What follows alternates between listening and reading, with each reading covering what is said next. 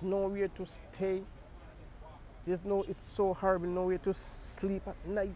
It is so horrible. Now homeless in Jamaica, Derek Horton was deported from the UK just 3 months ago. For 17 years he lived in London, but without a British passport.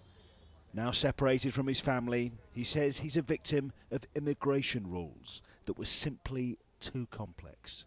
I believe Britain was a nice place to stay, but when I realize and I see the way how the government treat the Home Office people treat we black people, it's so horrible. What would you say to those people who say, because people like you and others didn't abide by the rules, they've now had to toughen the rules? I mean, do you think you've made it harder for other people? No, I don't. I don't make it harder for no one. I didn't commit a crime. I didn't commit no crime. I see a lot of people do so much things and they're still in Britain, just the same.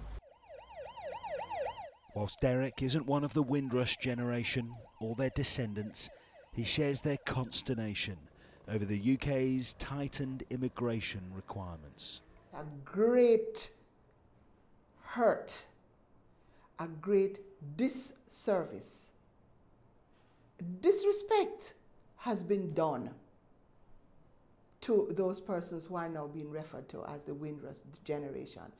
The woman who was Jamaica's High Commissioner in London at the time the rules were changed has told 5 News the UK government failed to publicise it. I think the Home Office should have done more. I think I'm not sure what they did, but it is only because from the High Commission point of view, we were following what was happening. We didn't get the information to say that the PR was done by the Home Office. We met a British-born lawyer who now lives in Jamaica. She says those of the Windrush generation who've had problems like finding work or getting NHS care may now have a right to compensation.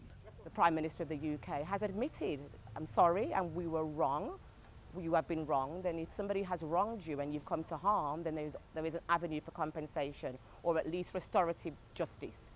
And if restoration cannot be made, then damages in the form of compensation to put you back in a position that you would have been had you not been harmed.